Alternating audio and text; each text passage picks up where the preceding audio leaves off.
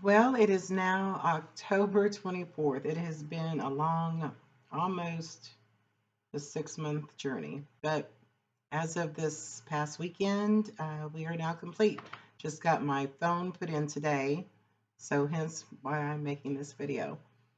But we started out rough, but had to get rid of the original crew that was working on the building and then started from scratch all over again and was able to get a lot of really good people.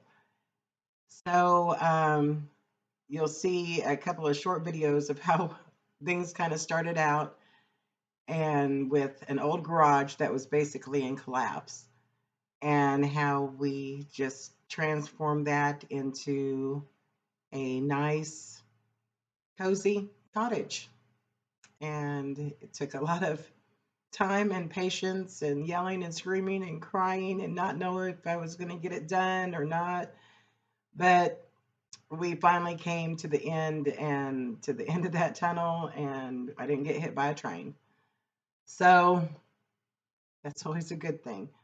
But we started out, you'll see how we started out in the beginning, and then I'll go through pictures. You'll see kind of the transformation because I had to have plumbers come out here. We broke through concrete, had to get in sewage lines. I was lucky enough to find the old sewage line about 120 feet out from the building, and we got all that hooked up. And then I also had to have a builder from Ozark County come up here.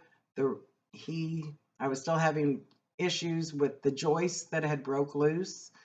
Um, he reinforced those for me, and we needed to put in new rafters because the ones in the ceiling were way far apart to be able to put in a ceiling. So he came in and did that, and um, put in the new windows and the doors. And the windows were tricky because instead of when you see in the beginning of this, the windows were really wide, like you would see in a garage. And so we put regular house windows in, which was smaller. So you had about a half-foot gap, no wall, no nothing, once he got them put in. So we had to basically put in more two by fours and get metal on the outside.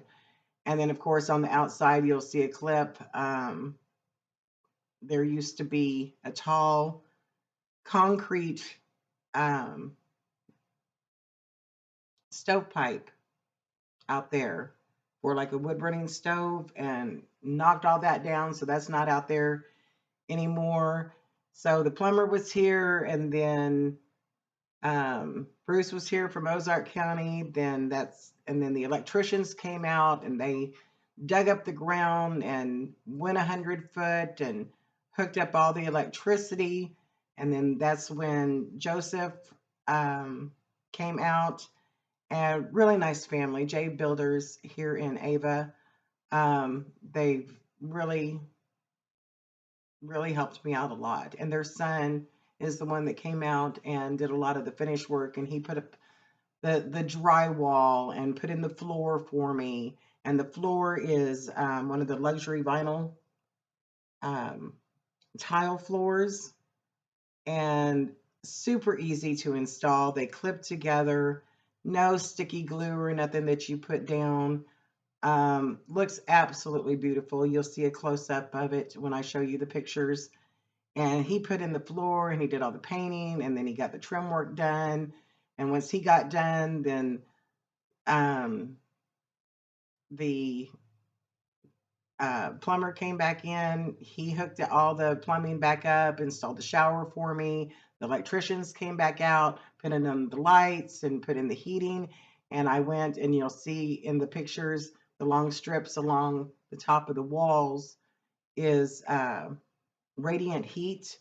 And I tested it out for the first night. I've never used it before, but you turn it on. Each one has its own switch, like a dial, just as if you had central heat in your home.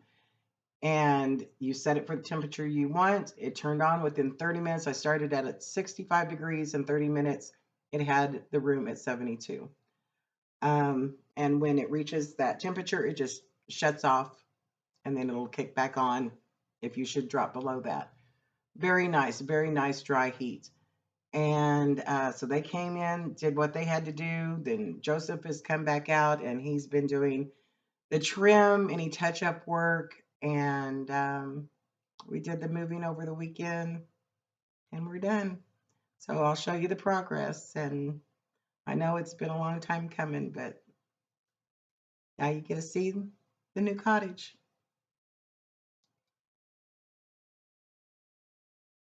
Okay, well, it's June 4th, and as you can see, they tore out a lot of the old wood and everything. They've got a lot of the boards that needed to be replaced, some of them. Oh, let's look over here. You know, some of them had to go all the way across. So, but the roof, it used to have a sag, or I call this kind of a swag to it on both ends, and now that they've got the roof back in place, it no longer is doing that. It's straight like it needs to be. So that's good, but they will be back out and we are going to be working on this sidewall, getting it framed in, taking out this old garage door. So we'll be back at it at the first of the week, but that's where we're at now, trying to salvage a garage that was just at the point of collapse. So talk to you later. Okay, it is June 8th, and this is the garage update.